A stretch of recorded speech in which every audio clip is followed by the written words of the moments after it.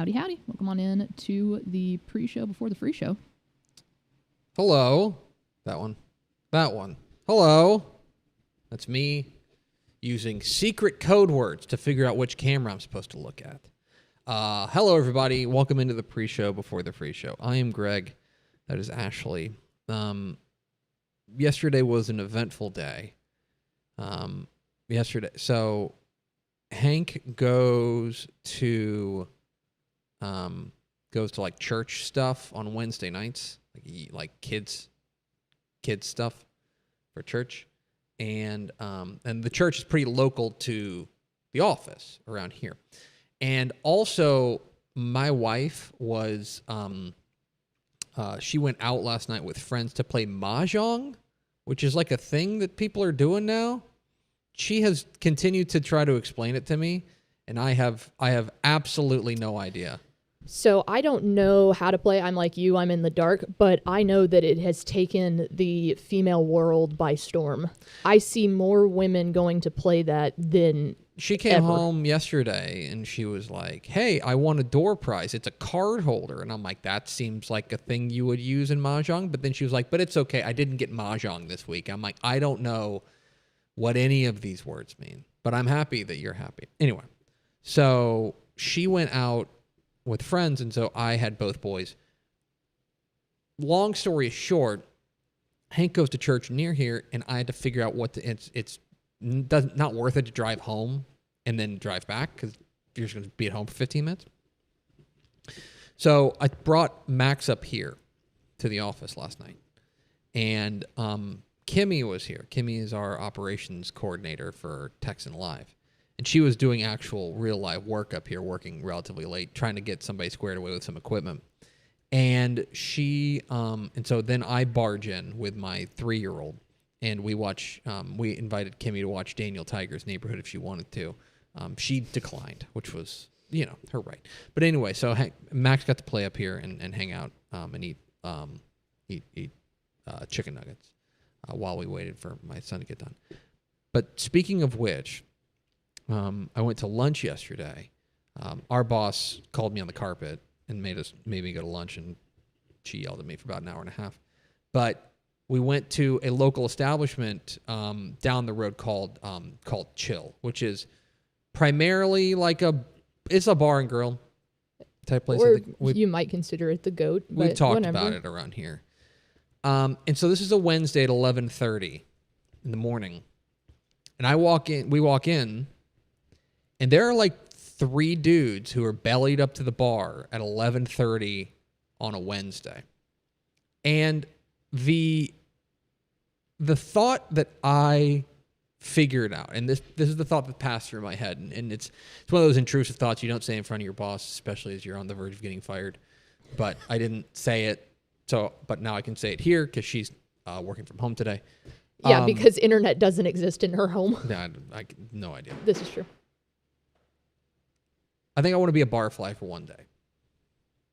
Oh yeah. Like one day. I don't Just want it to be sit there for I don't the want to be full a day. thing, but I want to get to a bar at like 11:30 and have nothing to do. And I don't even need to stay till like midnight. Yeah. I can stay until like 6. Yeah. You know what I mean? But just have a day, because it looked like, I don't know, that felt certainly, I don't know, that just felt like an achievable thing. That felt achievable. And I'm looking for small achievements that I can find in my life at this point. And being a barfly for a day feels like one. Would you stay in the same outfit and same spot all day and just be the guy that's just been hanging out there? Or would you try to do one of those things where it's like, I don't really want people to start like noticing me. I just want to be able to like actually observe everything going on. So maybe you switch shirts like every hour and a half and throw on a hat, then take it off, kind of move locations, so people like continue to act like themselves. I think what I want is I want a bartender to look at me and go, another? Yeah. You know what I mean? And like not even have to like express what it is. Yeah. I think that's what I want. What I'm saying is I'm dreaming of becoming an alcoholic. That's feels accomplishable. we all have to have Wouldn't goals in recommend it. life, right? We all have to have goals. And I think I figured out that's one for me. Again, not a long-term thing. I want to do it for like one day. But I think also I just need a day off of work. And so the idea of those guys living the dream on a Wednesday felt very good. I don't know. I admire. I was jealous of them as I was getting yelled at by my boss. Anyway, that was my yesterday. Hit the theme expo.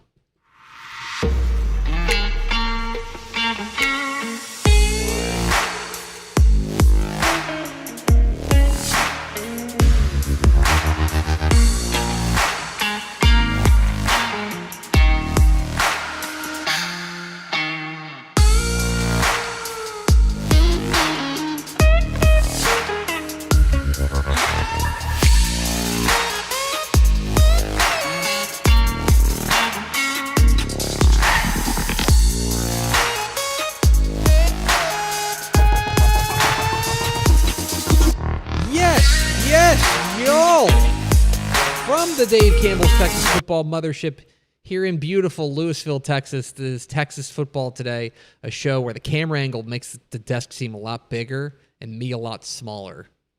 We're just showing off the whole I studio. just looked at it and I'm like, there's a monitor over here and I'm just like, we got to welcome you in. Then we can get more Greg Tepper. That's what everyone wants. My name's Greg Tepper. I'm the editor-in-chief of Dave Campbell's Texas Football Magazine and TexasFootball.com. Thank you for spending part of your day with us.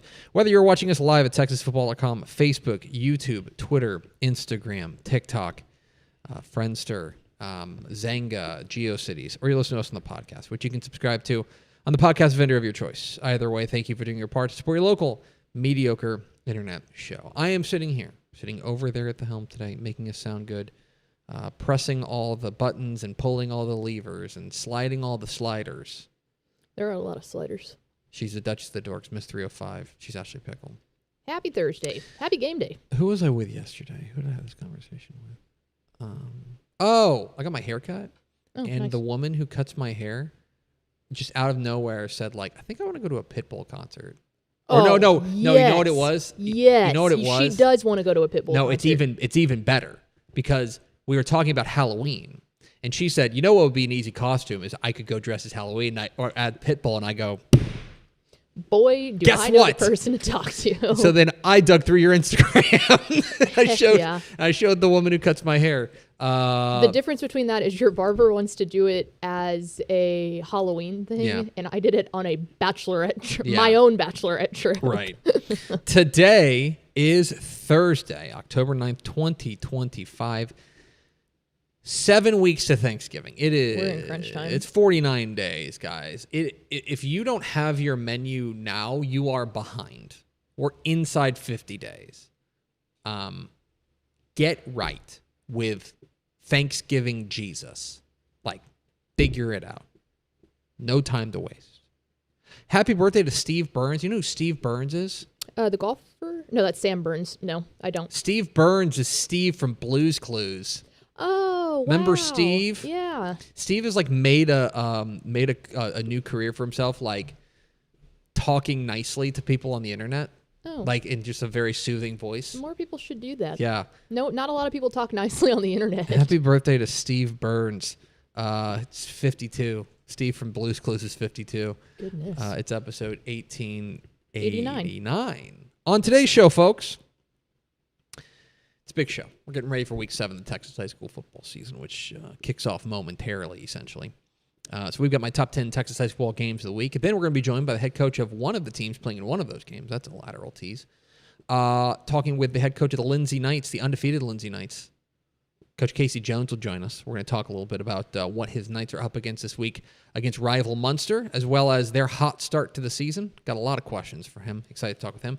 Then, team builder, Carter Yates will join us. We're going to talk about the players that we have highlighted for week 7 of the Texas high school football season. Guys, we think are our picks to click. Then we'll be joined by Craig Way, the Texas High School Hall of Famer, whom I need to text and make sure he's good to do it. I text him. Oh, fantastic. I did that whole producer job thing. Craig Way will join us coming up here a little bit later. Then it's Mailbag. We're answering your questions about high school football, college football, recruiting, lifestyle, romance, travel. Yeah, that's probably about it. I don't know if we're Economics, if you have economics questions, get them in the comments. Facebook, YouTube, Twitter. We'll answer a handful of those coming up here at the back half of the show if you stick around with us. That sound good to you?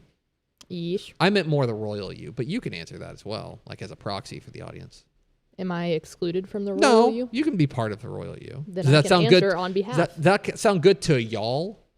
Y'all. Mm-hmm. Good. Do we have first word through the door? We sure do. It was Tony Blaylock, Joey Hill, BJWB, and Lyle Good. Welcome in, friends. Welcome in, friends. We do appreciate you spending a little bit of your day with us as it is game day. Week 7 of the Texas high school football season is nigh upon us, starting basically in a couple minutes, if you think about it. Couple is kind of a generic term. There are massive games across the state, more than 600 Texas high school football games scattered hither and yon across the state of Texas. I have gone through and done a deep dive into each and every one of them.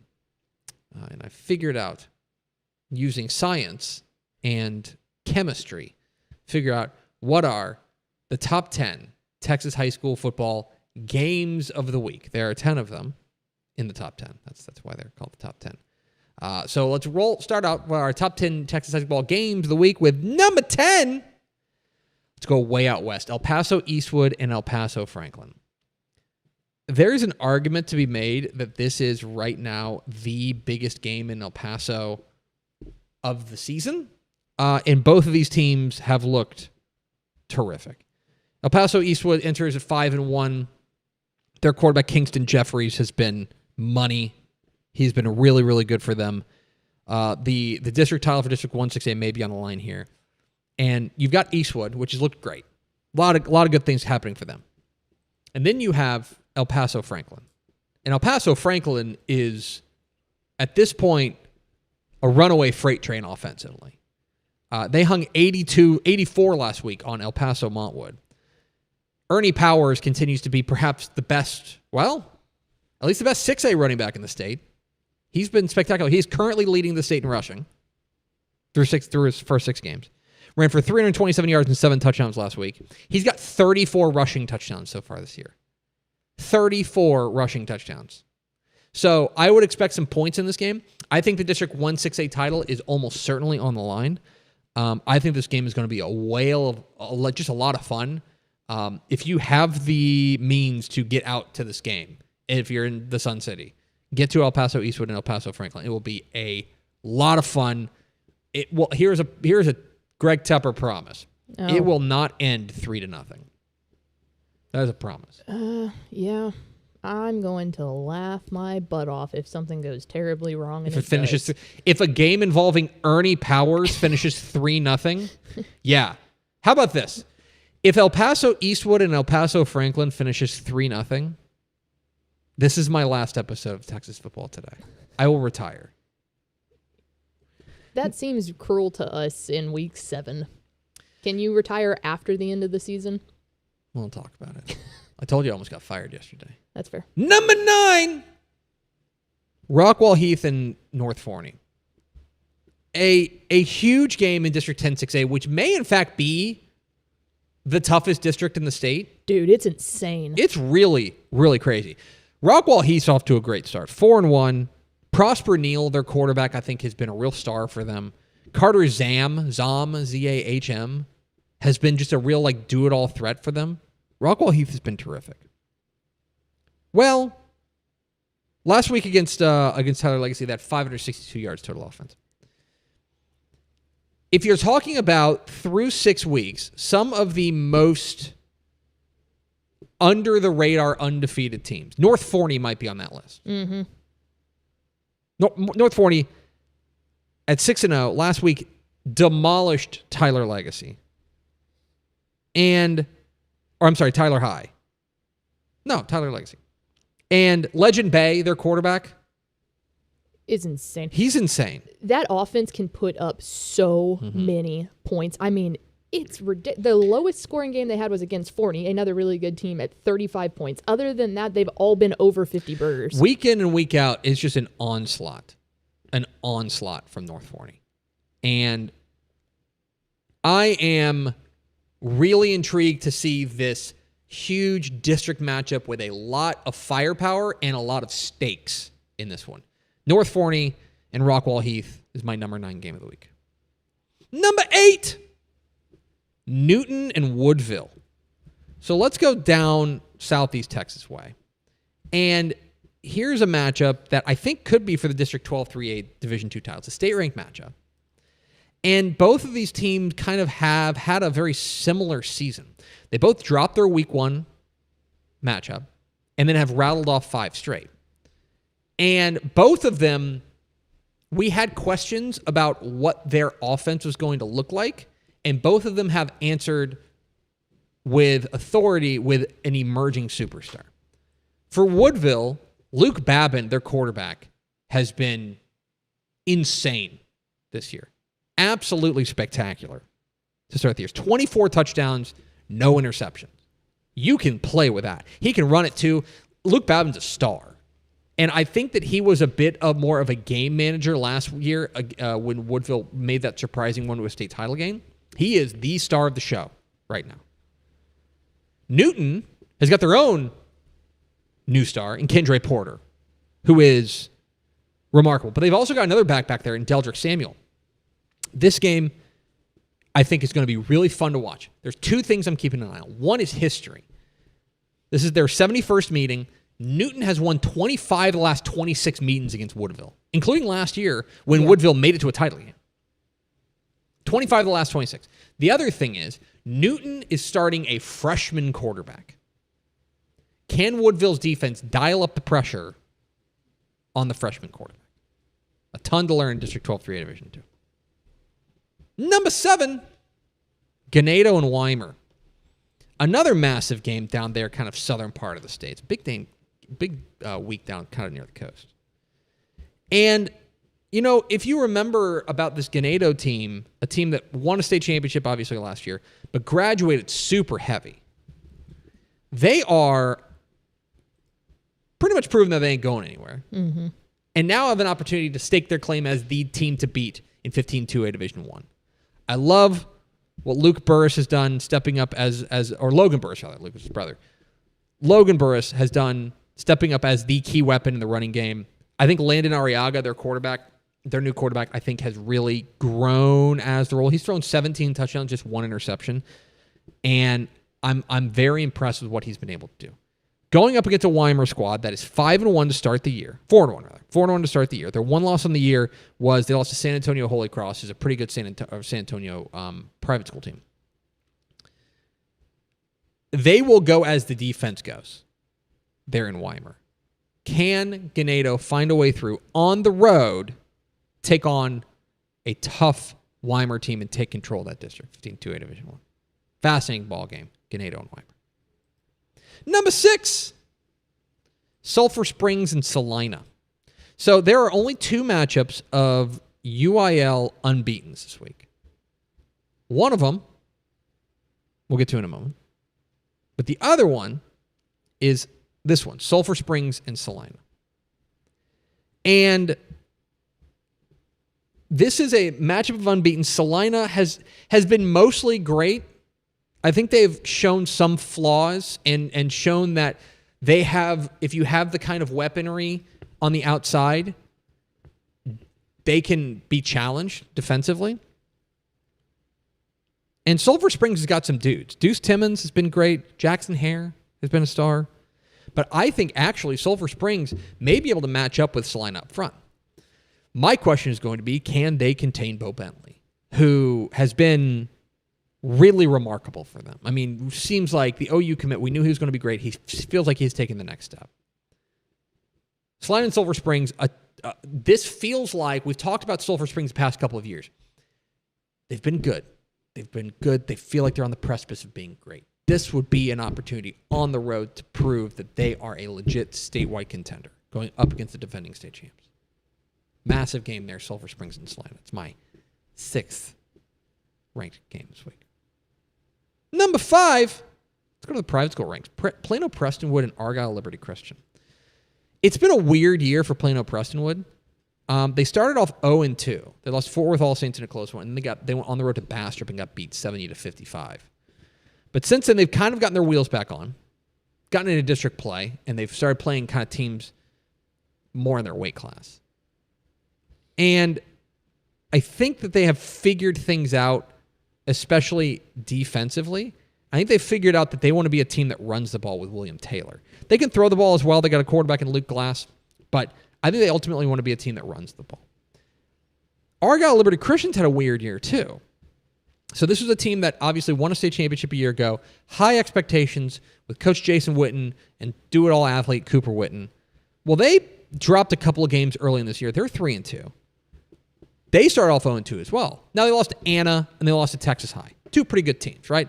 A 4A contender, a 5A contender. They've gotten their wheels back on as well.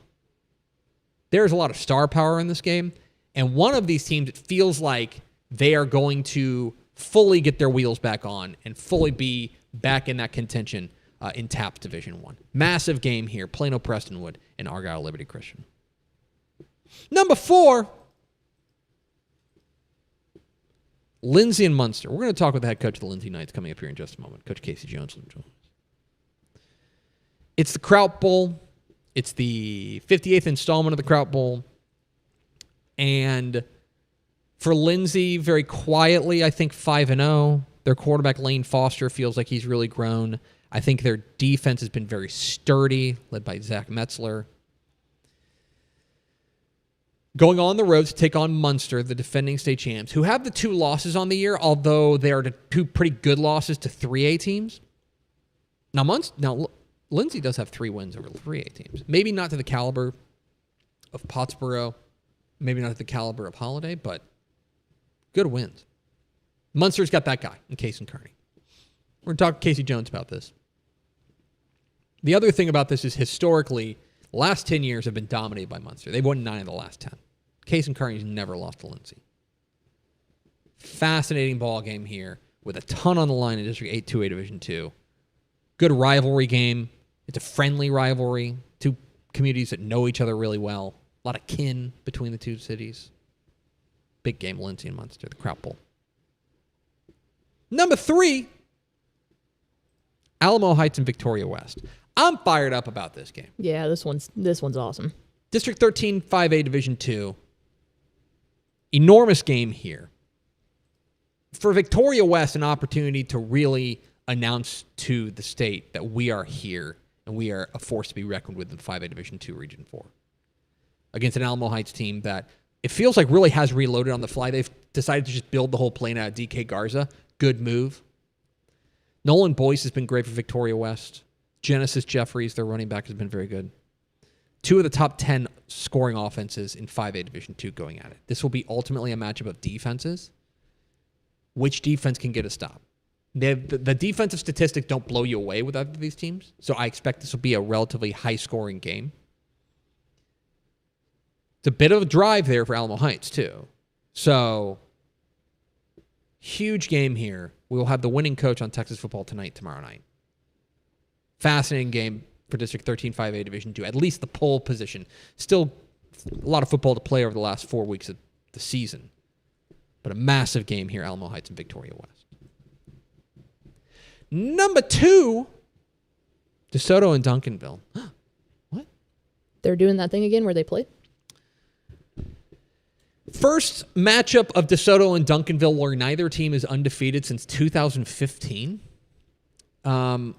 And it does feel like even though that these 2 teams have more losses between them, combined 3 losses between them entering this game, this does feel like a game with more stakes than we've had in quite some time. Here's what I mean. DeSoto got off to a pretty disastrous start to the season. 0-2. Pretty well documented around these parts. Since then, feels like they've steadied the ship.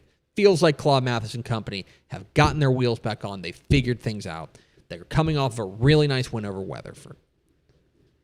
If you win this game, I think you can reinstall all of those. I think you basically forget about those first 2 weeks. And you can reinstall all those preseason expectations you had on DeSoto.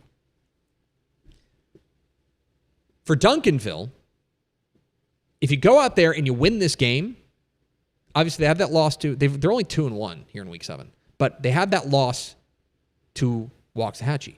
If you win this game, you have essentially, because DeSoto did you a favor and beat Waxahachie, you have essentially made it a moot point that you lost to Waxahachie. You are able to get your wheels back on and get everything's right back in front of you because you're going to have that tiebreaker that probably will go in their favor, and you'll still be the number 1 seed. But for both of these teams, I also think there is a big downside risk. If DeSoto drops this game, suddenly all that upward mobility, suddenly all that momentum, whatever you want to call it, all those good vibes feel like they dissipate a little bit. And you start wondering, okay, well, who are we? For Duncanville, A, the good vibes go away, and B, you are almost certainly going to be the number 2 seed out of Division 1, and your playoff path gets worse. A ton of stakes, DeSoto and Duncanville. We didn't even mention like the playmakers here. But it is a really, really big game, DeSoto and Duncanville, for reasons that are different than we're usually talking about. But surprisingly, it's not the number 1 game in the state this week. Number 1, Sheldon C.E. King and Humble Summer Creek. And this is, in District 23-6A, like go time here. And what's so funny is that in this district, 23-6A, it's been all about Atascocita and North Shore, Atascocita and North Shore, Atascocita and North Shore. And I recognize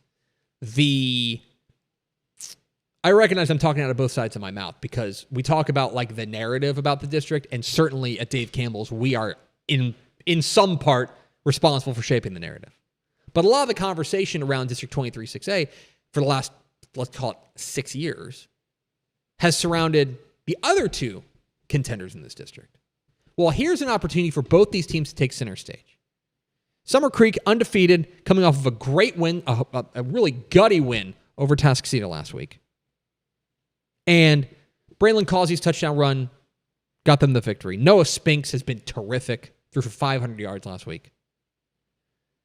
Going up against C.E. King, who's already got that win over Atascocita, and I think feels like, we've talked about this about them, they have reason to believe, they're like, hey, what about us? What about us? Their running back, Deion Sims, outrageous. This might be, C.E. King might be the fastest team in the state. They are so fast. Can Summer Creek contain it? And the winner of this game is undoubtedly, I mean, North Shore seems like they've figured things out. They will be a threat, but undoubtedly feels like they are the team to beat in District 23-6A. Massive game in District 23-6A. Sheldon C.E. King and Humble Summer Creek, my number 1 game in the state this week. So there it is, my top 10 games of the week. You can find my picks on TexasFootball.com. My top 10 Texas football games of the week. We are at Texas Football today.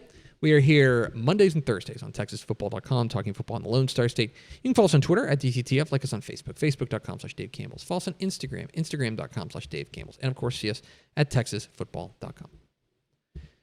Pickle, let's go to the Bology Hotline. We are pleased to be joined by the head coach of the undefeated Lindsay Knights. Coach Casey Jones joins us. Coach, how are things in Lindsay? Great. We got the Kraut Bowl this week, so it's a big game, and we're excited about it. It is the Kraut Bowl this week, but before we get to the matchup this week, I want to ask you a little bit about your ball club. You guys are off to a 5-0 start after a really tough non-district schedule in which you guys did play a handful of really good 3A teams. If I had come to you at the beginning of the season and I had said, hey, Coach, going into this matchup with Munster, you guys are going to be 5-0 and flying high, was that your expectation entering the season? You know, last year we made it through non-district 4-1, and we had a lot of injuries after the Pilot Point game. We had several two-way starters go down with injuries that kept them out several games, and so going into the Leonard game, we were able to beat Pilot Point, and going into the Leonard game, we had several guys out. So this year we had we've had one guy that's been down, and most of the kids have been healthy. So we haven't had any guys missing much time, and so that makes a big difference. You know, trying to develop some consistency with our offense and defensive schemes, and that really has helped us, and been able to play the same group of guys every game, and so you know, that's something that we feel like has prepared us to start this district, which our district's super tough. So we know it's going to be a battle every week. You took over back in 2022, and the first year respectfully didn't go great. 2-8, not the standard there in Lindsay. But now, obviously, last year a really strong year at 8-4 and a 5-0 start to this year. When you look back on kind of the journey that this program has taken over the last 4 years, I'm curious from your perspective what the biggest differences that you see from that program in 2022 to the program where it stands right now. So we have, the first year I was here, I inherited a good football team, and we had a rash of injuries when we started district play. So we had several guys that were two-way starters that were limited with what they could do, and so it really hurt us because we went to the first game of the year and we played Paradise that year, and it was 7-7 at the half, and I went into the halftime thinking, hey man, we really got something here. So we ended up battling through injuries, and then we ended up it just ended up being a struggle towards the end of the year. Second year, we started a lot of sophomores. So pretty much most of my guys on my varsity this year, a lot of those guys were starters as sophomores. And so, we changed offensive systems.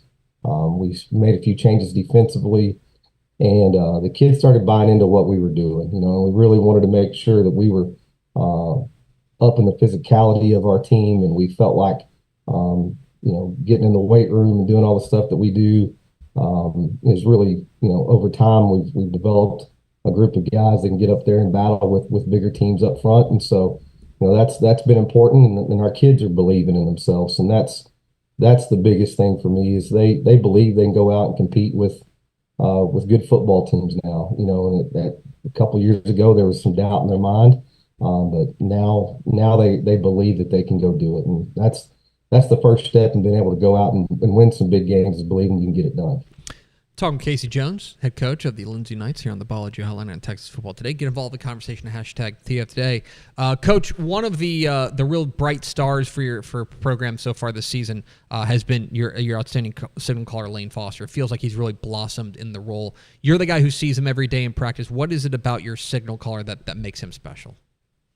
He just shows up every day ready to work, and he's kind of got a laid back personality at some point. He's really, when the lights come on, he turns into a competitor, and so some days in practice, he as a sophomore, we had to really encourage the consistency with him. But as he's grown and matured, man, he has turned into a leader, and he's a competitor. He wants to win, and it doesn't matter what it is, whether it's football, basketball, baseball, on the track. He just wants to go out and compete. And so, we've really been fortunate to have him. He's really good at running our offense. Our offense is a option-based scheme, and so we really have grown with that over the last couple of years with him, and been able to be consistent with the quarterback for 3 years. And he's really taken the next step this year. We've been able to throw the football better this year, which is something that we set out to do. And we don't throw it a ton, but when we have thrown it, we've completed a lot of them for big plays or touchdowns, and so that's something that we wanted to make sure we're better at, and he's done a really great job with that as well. On the other side of the ball, Coach, last year your defense is pretty good, and yet it seems like even now the defense has been even better in 2025, giving up right around a little fewer than 12 points per game to start the year. Mm-hmm. What have you seen defensively that has you most encouraged? We were running a three-man front last year for the most part. We would mix in some four-man stuff, but we went back to running our four-man front scheme, and I really feel like that's helped us. We had a hard time stopping people on the edges last year.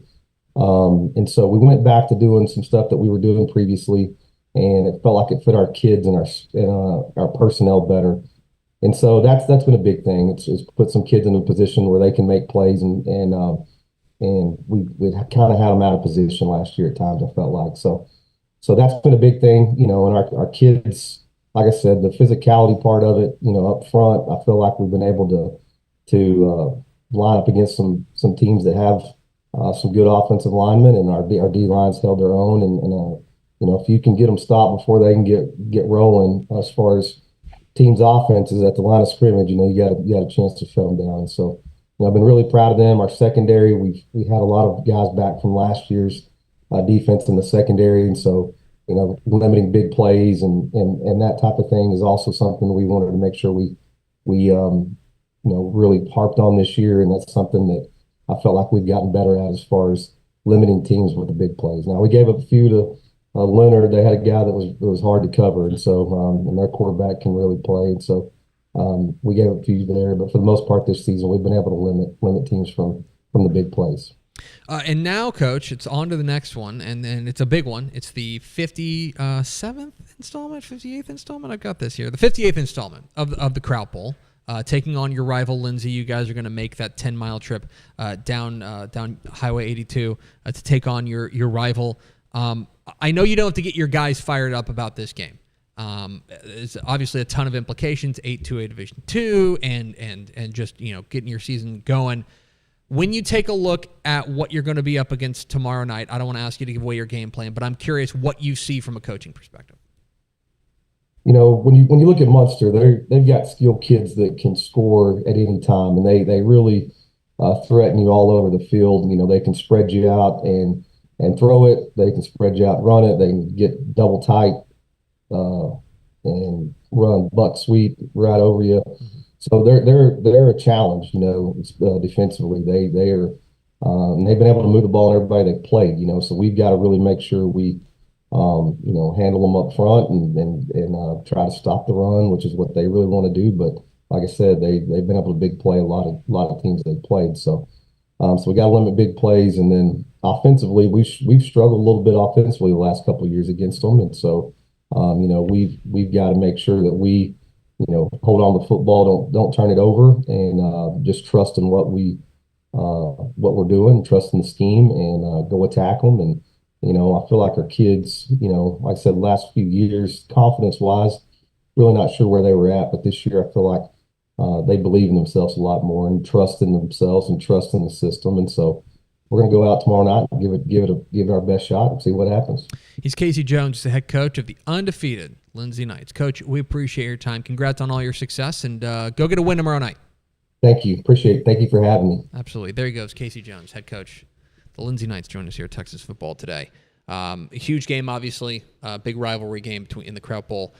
Interested to see, for these kids in Lindsay, Munster has had their number. Munster has won 9 of the last 10 of these meetings. But this is a Lindsay team that I think, Munster being the defending state champs, I think obviously they have there's a lot of buzz around them. Hornet buzz, get it? But I will say that this is also, I think, a Lindsay team that is flying under the radar and has an opportunity. If you think that you're going to say, oh, that's the state champs, they're at home, they're going to get the win. I'm not so sure it's that simple. And I think this Lindsay team is going to have something for them. I'm really excited about this game. The 58th installment of the Kraut Bowl, Lindsay and Munster, going on tomorrow night. We appreciate Coach Casey Jones hopping on with us. We are at Texas Football today. We're here Mondays and Thursdays on TexasFootball.com, talking football in the Lone Star State. You can follow us on Twitter at DCTF, like us on Facebook, Facebook.com/Dave Campbell's. Follow us on Instagram, Instagram.com/Dave Campbell's, and of course, see us at TexasFootball.com. Coming up here in just a moment, which players do we have earmarked for a big Week 7? We'll break it all down in the Team Builder with Carter Yates, but first, a word from these valued partners. Hello, Candace. Not you again. Me again. Remember our last oil change? Your boyfriend said he knew a guy who knew a guy. None of those guys knew what they were doing, including you, Todd. Silence your oil change anxiety at Valvoline Instant Oil Change, where you can watch our experts change your oil right from your car. Thanks for coming in. And finish in about 15 minutes. Valvoline. Service you can see, experts you can trust. Pour some sunshine with new First Light Community Coffee's first ever light roast. This blend has notes of honey and brown sugar that will brighten any part of your day. Try First Light now at communitycoffee.com. Friday night football is here, and Hometown is trusted by thousands of schools across the nation to make game days effortless. Sell tickets online, easily scan them at the gate, track sales in real time, and keep your community connected with a free athletic website. Make every game a Hometown game. Visit hometown.com to learn more. Thanks for the hay, Pete. Don't mention it. Guess I'll be hoofing it into town. Well, be careful on the road. So you're telling me to steer clear of those big oil trucks? Right, and don't speed or text while you're driving. Of course not. It's already utter madness out there. Never heard that one before. Adios, muchacha. I love Pete, but he can really butcher a joke. A quarter of all road fatalities in Texas happen in energy zones. Be safe, drive smart. Every legend starts with a vision. For Dave Campbell, that vision was clear. Tell the story of Texas football like never before. In 1960, he built something no one had before, a magazine that became the Bible of Texas football. Coaches, players, and fans didn't just read it, they lived by it. His words shaped the game. His vision built a legacy. And his name? It will always be written in the story of Texas football. Dave Campbell's Texas Football, where legends begin. Back here at Texas Football Today, I'm Greg Tepper, Ashley Pickle, and joined by Carter Yates, our senior high school football writer here at Dave Campbell's Texas Football, for our weekly Team Builder segment. Carter, good to see you, buddy. It's good to see you, too. It's funny you brought up Mahjong in the pre-show because my fiance's sister actually started a Mahjong business in Nashville, too. So it's coming for all of us. Okay. In 30 seconds, explain it to me. Tepper, I don't know if you've been able to pick this up or the viewers have been able to pick it up, but I'm just like not really that smart, and there's too many rules to follow. It's like if it has a picture of a Green Lantern, you do this move. Yeah, this is why I commentate on football because it's like it's much simpler. Don't get tackled, run through that end zone. Yeah, keep running. Like basically keep running, and like everything will work out for you. Don't get tackled. I've been explained. Football's easy, guys. The rules have been explained to me 3 separate times, and I've retained none of it. Okay, no, that's fine. They've been Sounds about right. They've been explained to me 0 times, but my wife keeps saying things to be like, "I didn't get a mahjong," and I'm like, "Good." I don't know. It's the I'm sorry or I'm happy for you. I don't know, but I'm not reading all of that. I ain't reading all that. I'm sorry. Week 7 of the Texas high school football season is upon us. It's time for our Team Builder segment, which is basically our fantasy draft, where we are going to pick our favorite players to keep an eye on this week. And here's what I'm going to do, and because we've gotten caught up in the wash too much, we're ditching the snake draft. What? Oh, thank God! I can't figure out the snake. You think I could figure out the rules to mahjong? That's exactly right. I like making fun of y'all not understanding a very simple snake draft. Yes, but I'm also smart enough, just smart enough, to know when I'm beat. So we're going to go in order, but here's the good news for you, Pickle, is that it's ladies first. And okay. Ashley, you get the first pick in this week's game draft. We'll go Ashley, Carter, and myself. Okay. Ladies first and dumbasses second. I like it. All right, for the first pick of the Week 7 Team Builder Snake Draft, I'm going to go out to Tioga. Oh. For quarterback Greeley McAden. Love it. This kid is insane. It's been like every week for him, too. What? He's up to over 2,100 total yards. He's averaging 430 all-purpose yards per game, 13 passing touchdowns, 12 rushing touchdowns, a kickoff return for a touchdown, and a reception for 27 touchdowns on the year. Insane. Big game against Whitewright. Yeah, big game. Excited to see what he does, but I mean, like video game numbers. Yeah, he's been nuts. He's saved their season, I think, because he was the wide receiver 1, has moved into the quarterback role after a season-ending injury. Quarterback injury can ruin your season. Oh, it can derail everything. Yeah. But they haven't skipped a beat with him at All QB. right. Carter, you're up next.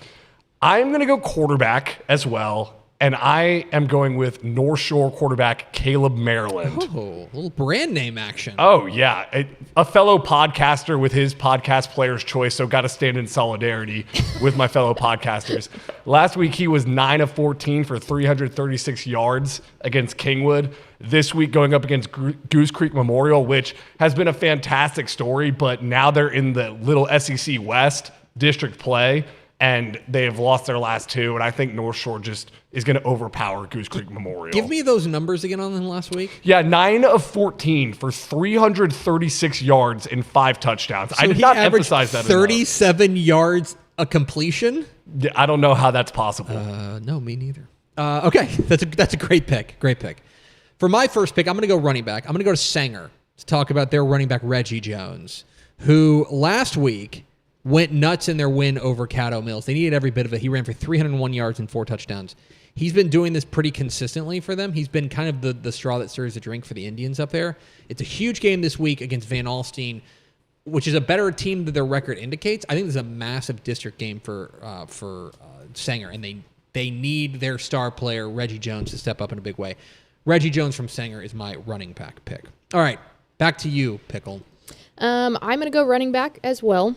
And part of this is because he is an incredible running back, but the other part is that he has the most perfect running back name. We're going to Arlington Seguin for running back Kadarius Trotter. Trotting to the end zone. Yeah, trotting in. You have to drop that tonight because that is our rising game of the week. Yep. Carter Yates will be on the call for that one. 600 yards rushing, 9 touchdowns on the year. Their game tonight, Dave Campbell's rising game of the week, I think is a really, really big one in that district, 3-5A Division 2. They already took a loss last week to Mansfield Timberview. Now they're going up against Argyle, and then they round out the season with Mansfield Summit. So this is kind of a big seeding game after dropping their first district loss. So Trotter is going to need to be trotting tonight. You will have the call of that and a lot of star power in that game. We're really excited for that game. I mean, Argyle is, Joe Gordon said, it's no secret. They're the class of Texas high school football. Todd Rogers has been there for 23 years. A 257-45 record. But then Arlington Seguin has sneaky become a program that's the smallest in Arlington ISD, but sends a lot of guys to college football. They have 43 players who are currently playing in college football right now, including TCU safety Jamel Johnson, who was the Big 12 Defensive Player of the Week last week, balling out, and then LaCorian Hodge, who was on the team last year, now playing as a freshman at NC State. It's a huge game, and we're keeping an eye on a lot of the star power out there. Okay, what's your second pick? I'm going down the line, QB, RB, Texarkana, Texas High, running back Tredarian Ball. Someone had to do it. Ball don't lie. Yeah, what is up with like the brand, like the not just brand names, but also just the good running back names between Trotter and Ball? Pretty good. Well, once you have a good name combined with good production, you're just making magic, and that's what Tredarian Ball makes on the field. So I've held off on picking Ball because sometimes his stats aren't as nuclear because they're beating teams so bad, so they kind of like pull him back a little bit. So, for instance, against White House last week, 9 carries, 70 yards, 2 touchdowns, 4 catches, 25 yards, and a score. Almost scoring every time he touches the ball, but he doesn't get to touch it that much. They play Marshall this week, who's 4-1, and their last games are a 7-3 win against Mount Pleasant. That was a 4-quarter game, and 41-0 against Palestine. So, Marshall's defense is fantastic, but Tredarian Ball's the number 3 rated player in the DCTX Rising Hot 100. That's a pretty fair pick. I'm excited to see what Tredarian Ball does, especially down the stretch. I think this is a Texas High team that has really high expectations, especially as they kind of approach district play and then obviously into the playoffs. But good pick with Tredarian Ball. I am going to go with a quarterback, and I'm going to go, and this might be a controversial pick, but I'm going to go with Humble Summer Creek quarterback Noah Spinks. So it's a huge game this week, obviously, against CE King. It's our number 1 rated game on the top 10 games of the week. And I think last week in their win against Atascocita, he throws 501 yards and 3 touchdowns. I think that he got unleashed in that game. And basically, they decided to take the reins off him, be like, let him cook. He's going up against a CE King defense. That's it's a great team, and I'm excited for it. They give up 47 points to Dickinson. They give up 55 to Atascocita. I think it's a defense that there are plays to be made against it, and I think Noah Spinks can have a big game for Summer Creek. So Noah Spinks is my pick. You had to know Noah Spinks was going to ball out this year when he dropped the preseason hype video of him hitting punching bags in his garage, which, by the way, is the sickest garage I've seen. Oh, my God. Garage. Yeah, it was like a barn. Yeah, top QB, top garage as well. Exactly right. Pickle, your third pick. Gonna go with wide receiver here. Woodville senior wide receiver Tanner Ledoux. So it's funny, it was one of your top 10 games of the week. They're taking on Newton. I feel like we shine so much light on Luke Babin. Like, obviously, the kid rocks at throwing the ball, but like someone's got to acknowledge the fact that there's also good receivers that he's playing with, and Tanner Ladeau is definitely one of them. He's averaging 17.2 yards per reception. Okay. And he's got 10 receiving touchdowns and 1 on the ground. So, yeah, excited to see him ball out. But Luke Babin would agree that Tanner Ladeau deserves some flowers. Okay. That's a fair pick. And obviously a huge game this week against Newton, seeing if he can ball out. Give me your third pick. Let me go wide receiver, and I can't believe this guy hasn't been taken yet, I don't think. Not by me, at least. It is Argyle Liberty Christian wide receiver Cooper Witten. Well, you could call him wide receiver. You could take him pretty much at like 7 different positions. Yeah, I could have thrown him in as the wild card, but I thought I would have been booed out of the room if I took the first 5-star in the class of 2027 on Dave Campbell. That is the exact opposite description of a wild card. Yeah, exactly right. So, big rivalry game against Prestonwood Christian. Last week, he had 7 catches for 106 yards and a touchdown, 16 tackles, and a fumble recovery. His stats every week are out of this world. He's full on Road to Glory EA Sports College Football mode, so I'm going with Witten. Okay, that's I cannot be too mad at you. That's a pretty good pick. Okay, my pick, I am going for wide receiver, and I'm going to take Houston Milby wide receiver Travian Davis. Okay, dude, he's leading. Isn't he leading Texas? I think he might be. I think he's leading Texas in. So it's been every stinking week for him. Last week against Westbury, he catches 16 passes for 230 yards and 3 touchdowns. That's his third 200-yard game this season. Jeez. In the opener against North Forest, he caught 13 balls for 352 yards and 5 touchdowns, and followed that up the next week with 8 for 216 and 4 touchdowns against Houston Wisdom. Big game this week against Houston Austin. I'm riding the hot hand. Travius Davis from Houston Milby. The Buffs gonna get me a win in the team. It's not a small school, but it's almost a similar breakout to Christian Villarreal from Ozona, where every week you look at the Texas high school football leaderboards, like, what is going on? Who is this guy? Yeah, he is very much rising up the charts of the breakout stars of 2025. All right, Pickle, give me your fourth pick. I think you got to take I think we're all on defense now. Yeah, okay. Yeah, I think we all actually like went down the line basically. All right, for defense, I don't know if anybody else has taken this, but I'm gonna call my shot here. Anson. Oh yeah. Have y'all seen what Anson is doing defensively? They're allowing an average of 4 points per game. 4. They've allowed 20 points on the season. They allowed 6 to Hamlin, 8 to Haskell, and 6 to Albany. They shut out Archer City and shut out Dublin, home of the Dr. Pepper. But this will be a massive test in district. What district is that? 4-2A Division 1 against Hawley tomorrow. Let me tell you something. It's back-to-back weeks for them because is Cisco after that?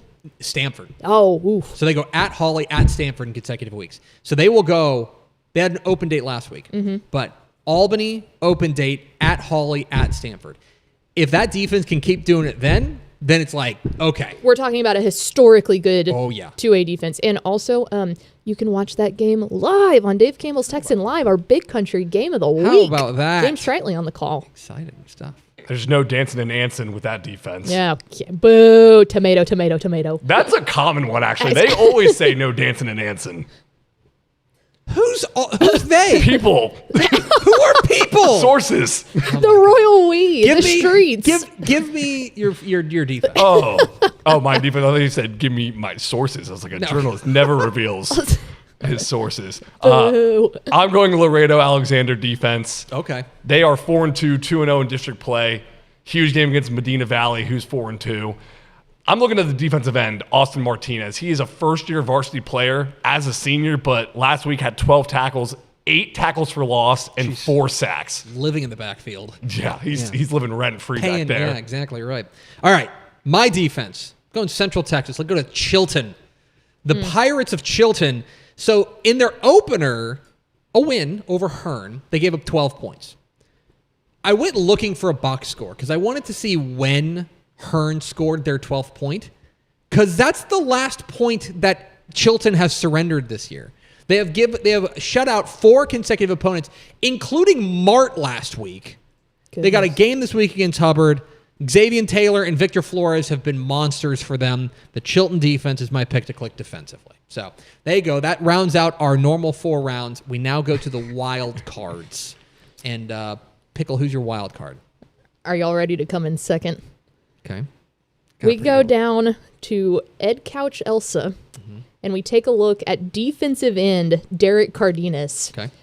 This monster, averaging 9.4 tackles per game, 13 tackles for loss, 17 hurries, and 9.5 sacks on the year. This guy is a animal off the edge. Okay. So Ed Couch Elsa, defensive end Derek Cardenas. Okay, that's a good wild card pick. All right, Carter? we're battling for second now. I guess Hopefully so. this can do it for me. I'm going with Gainesville senior defensive end and wide receiver Bug Kemp. Okay. So last Did you say week, Bug? Bug. Oh my. Bug Kemp. So are you sure you're in first place? Bug with 2 G's. That was, Pickle was like, get ready to come in second, not knowing I had Bug up my sleeve. No, I'm just mad because you also went defensive end, and then his name was Bug. So against Bonham last week, he had 5 catches for 154 yards and a touchdown, a rushing touchdown on the offensive side. Then he forced a fumble and returned it 53 yards for another touchdown in Gainesville's first win of the season. There you go. Pretty good. Maybe I'm in second, but Tepper, get ready to come in third. I got bad news for you. Oh, no. Let's go to Waco. Waco Connolly punter Alan Martinez. Hello, darkness, my old friend. All-time freezing cold take from Pickle. Is averaging I deserve Alan tomatoes. Martinez at Waco Connolly. I mean this sincerely. I think Alan Martinez is Waco Connolly's most valuable player. I want you to get this. He is averaging 47.8 yards per punt. Okay? And by the way, you're thinking, oh, he's probably only punted 3 times. 26 punts! And he's averaging 47.8 yards per punt. And you're thinking, that seems pretty good. Is it good? Allow me to tell you, that would rank 7th in the FBS. And also, by the way, he's 13 for 13 on extra points. And he's the goalkeeper for the Waco Connolly soccer team. They got a game this week against China Spring. Alan Martinez from Waco Connolly. Their punter/kicker's my pick to click. Tepper is spitting right now. This is like the tired Jamarian Vincent, the Baylor commit, is Waco Connolly's best player. Wired. Alan Martinez, their punter. This guy rocks. Anyway, how do you guys think that the wild card round went? Let us know in the comments. He's Carter Yates. You're going to be on the call tonight for the Dave Campbell's Texas Football Rising game of the week. Arlington Seguin Argyle. It'll be a fun matchup. Yes, sir. We'll see y'all there. Make sure you go tune in. You can watch for free on YouTube. Make sure you go check it out. Thanks, Carter. Boo. We're Texas Football Today. We're here Mondays and Thursdays on TexasFootball.com, talking football in the Lone Star State. You can follow us on Twitter at DCTF. Like us on Facebook, Facebook.com/Dave Campbell's. Follow us on Instagram, Instagram.com/Dave Campbell's. And, of course, see us at TexasFootball.com. Hope you'll consider going to TexasFootball.com/subscribe to become a Dave Campbell's Texas Football subscriber. We're working on the 2025 Rising edition of Dave Campbell's Texas Football, our recruiting edition. Make sure you go check that out. You can only get it by being a Dave Campbell's Texas Football subscriber. We'll mail it directly to you. That's how it works. TexasFootball.com/subscribe. Pickle, let's go to the hotline. And we are pleased to be joined by the play-by-play voice of the Texas Longhorns. He is the host of the Craig Way Show on AM 1300 The Zone. And he is the Texas High School Ball Hall of Famer. He's our friend Craig Way. Mr. Way, how does today find you? It does, and I'm happy to be found today. How are you guys? We're doing great. It's a big week for across the state of Texas, and it's a big week for you as you are heading to up our way to Dallas to call the Red River with Texas and OU. Obviously, a massive game every single week or every single year. Now, I'm sure I ask you this every year. What number Red River game is this for you? Well, it's number 35 for me, number 24 in the play-by-play chair. But here's my question. You said Red River. I didn't hear rivalry. Is that because you think you might Elmer Fudd it and go Wed Wivel Wivelly? Yeah. Is that right? Is it why? Well, it's that, and then they just keep changing the name of it, and so I was just like, if I just say Red River, then everybody can fill in the blanks themselves. But yes, Red River rivalry is a tongue twister in and of itself. Obviously, a massive game. for the Texas Longhorns, an opportunity to get back in the good graces, I would say, of the college football, thought police. I will ask you about this particular game between Texas and OU and what is awaiting Texas this week. I saw that Texas opened as an early favorite in this game. It seems like one of the more bizarre paths to get to the Cotton Bowl, and I'm curious how you feel like this year's matchup compares to some of the ones we've seen either recently or over your 35 years of being a part of it. Well, I was a little puzzled when I saw whatever the wagering line, but then again, I understand why, as Brent Musburger used to always say, our friends in the desert used to would set that up, and that's to gain action on both sides of it. Otherwise, how would you explain a team that's unranked in the AP poll anyway, being a 3.5-point favorite over the number 6 team in the country who's undefeated? So, but the rivalry does transcend a lot of those kinds of elements. I can remember on both sides when one team was significantly favored over the other team, and the underdog not only won the game but dominated the game. So I've seen that. I've seen close games.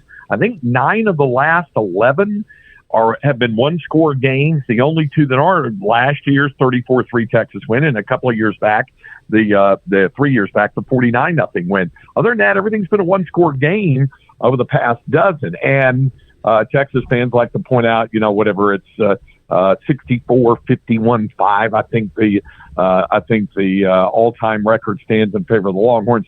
Sooner fans are more than happy to point out that in the last 26, Oklahoma's won 17 of the last 26. So however you slice it up and look at it, that it's got a lot of drama into it, a lot of pathos, and a lot of excitement, I think, on both sides going into the game.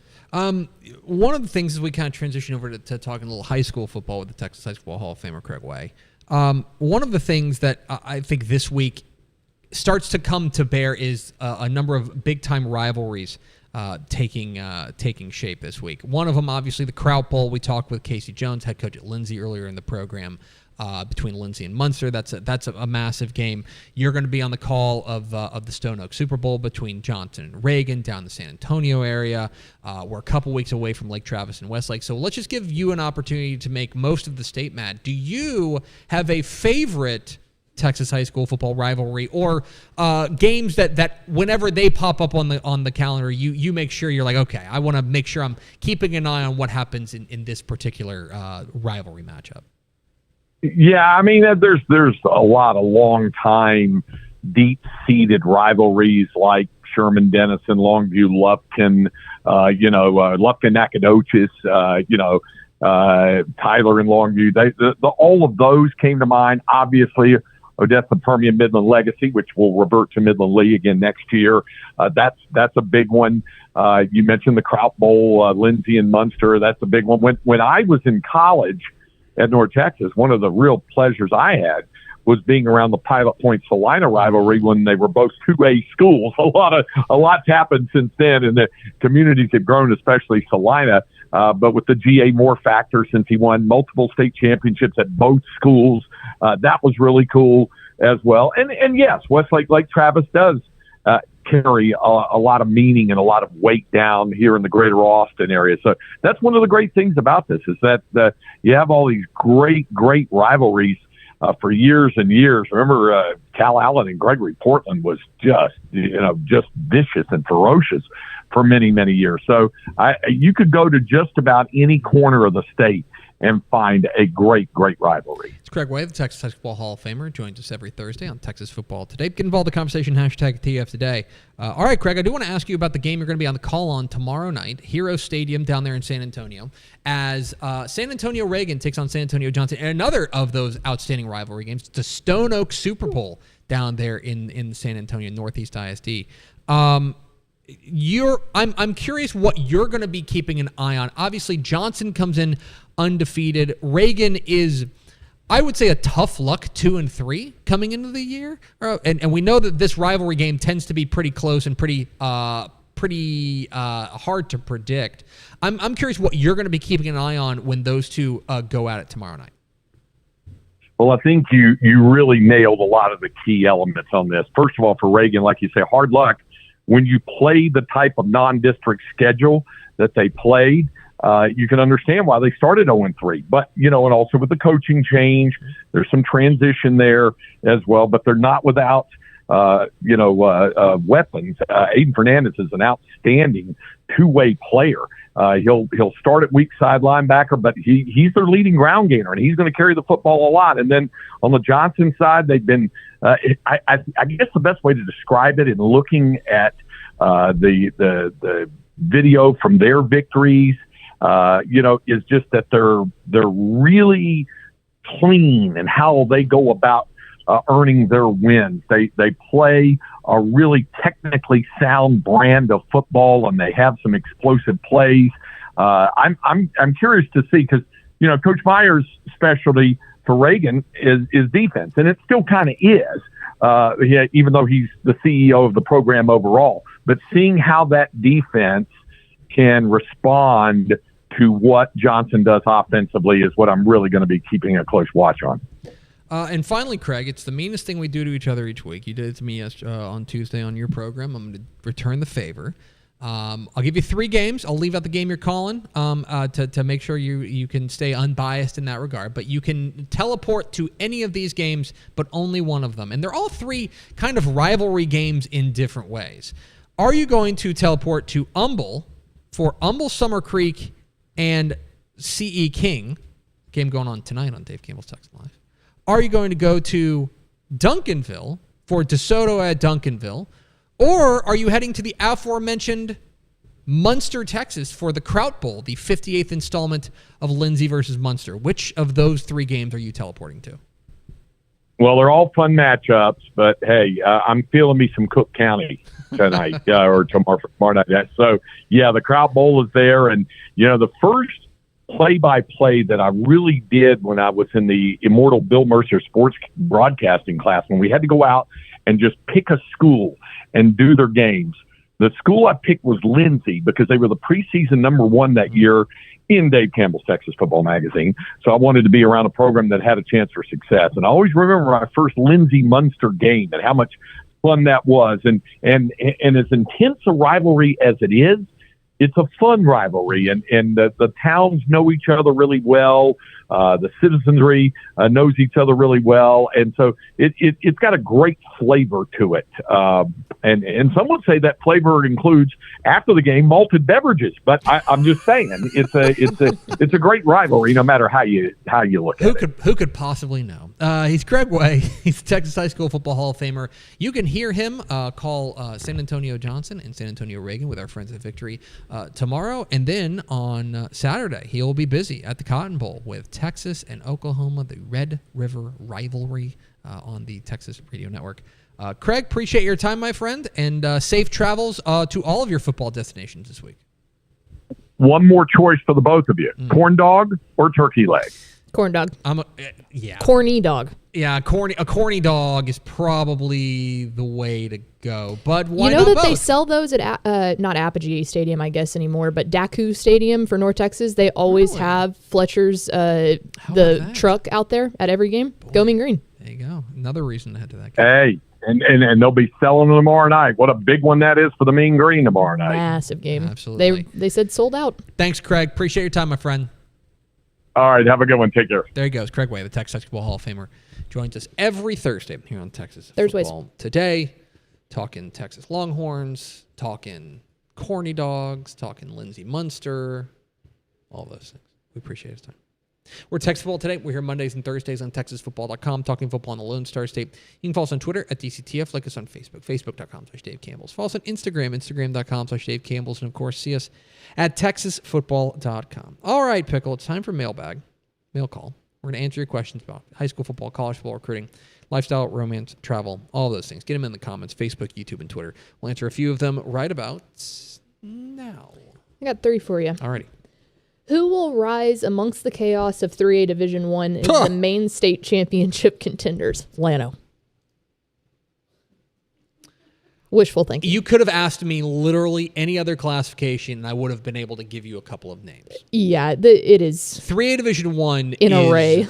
a it's such a mess.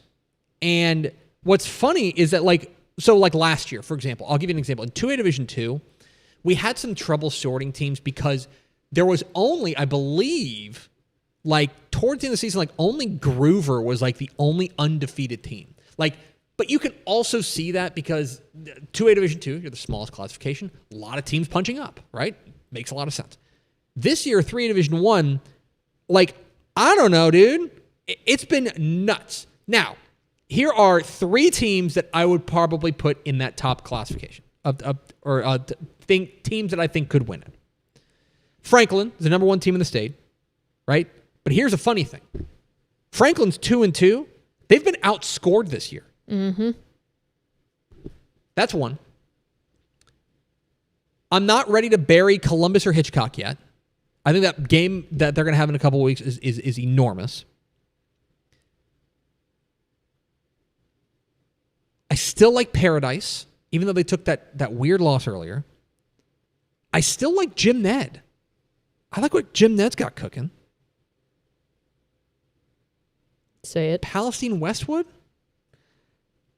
I like Llano. Mm-hmm. Their defense scares me a little bit, but I like Llano.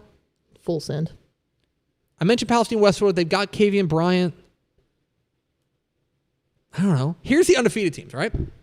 Peaster, Palestine Westwood, Fairfield. Keep an eye on Fairfield, by the way. Fairfield's really good. Hardin, new to the rankings.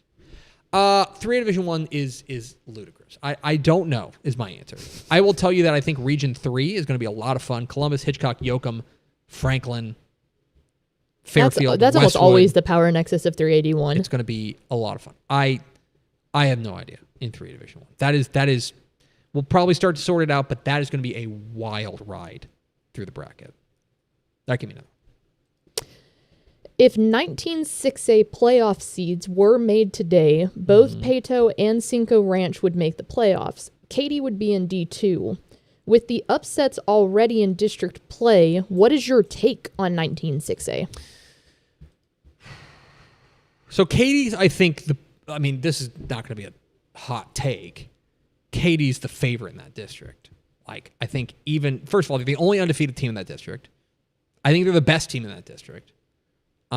Next week, I think they play Jordan, and that's the game that I'm going to be that feels like they're the biggest threat to them. I'll say this: if I'm Katy, I probably want to go D1. Now, I don't know if that's going to happen. They would need Jordan to get in, and they would need Maid Creek to get in, or Maid Creek or Tompkins. They need something unexpected to get in. I think you want to go D1. I think D2 is going to be tougher. Because you're dealing with Summer Creek, you're dealing with potentially CE King. You're dealing with a lot of really good teams. I would, in fact, are you dealing with, you're dealing with, you could be dealing with, no, you can't deal with Fort Bend Ridgepoint. Ridgepoint's going to D1. I think Katy obviously has the couple losses earlier this year. I think they've gotten better. I think 19-6A is probably not as deep as it's been in past years. It's also not as difficult of teams as the 2 losses that they did have. Like, 0-2 sounds scary, but those were against really good opponents. Yeah, they lost to Dickinson and they lost to Atascocita. Now, the Atascocita loss has not aged particularly well, but the Dickinson one has. Dickinson's 6-0. I think that Katy was my preseason pick to win 6A Division 2. I could still see it. But I think that right now, 19-6A is not as deep as it used to be. And I would say that Katy is in the mix, but they are not a favorite in Region 3. Right now, I'd install either a team from 23-6A. Summer Creek, CE King, basically the winner of that game. I think there's a couple of teams in 23-6A that could give them trouble. All right, give me one more. All right, the final one here. What is a crazy prediction that can or will happen this week? Do you have a crazy prediction for the week? Oh, for the week. That feels like basically another way to say, like, what upset do you expect? Yeah, what upset?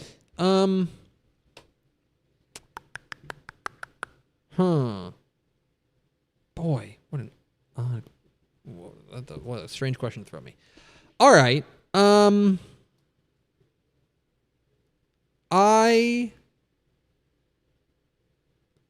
Jeez. All right. I think you will have 2 reigning state champions take losses this week. How's that? And Okay. it's purposely vague because it could be a couple of teams. Yeah. I mean, think about who's a reigning state champ that's in some degree of peril this week, right? You've got Munster. Talked about that. Lindsay can absolutely beat them, right? If I remember correctly, does Vandergrift have a tough game? Vandergrift plays Cedar Ridge. That is not a team that I would trifle with. Mm-mm. That's a team certainly to keep an eye on. I think that there's a couple of other teams that in defending state champs. Ganado could be in trouble against Weimar. Salina has a big game. Salina's got a huge game against Sulphur Springs. There's a couple of combos that you can put together of 2 reigning state champs going down this week. Jayton plays 5-1 Pink Creek. Something to keep an eye on. Anyway, I'll say 2 reigning state champs take losses this week. There's your bold prediction. We can report on that on Monday. Guaranteed to fail. That's going to do it for us. Thanks for spending a little bit of your day with us. Follow us on Twitter at DCTF. Like us on Facebook, facebook.com/Dave Campbell's. Follow us on Instagram, instagram.com/Dave Campbell's. And, of course, see us at texasfootball.com. Thanks again to Lindsay head coach Casey Jones and to the Hall of Famer Craig Way for being our guests. For Carter Yates, Ashley Pickle, I'm Greg Tepper. We will see you tomorrow night for Dave Campbell's Texas Football Tonight, and we will see you Monday on Texas Football Today.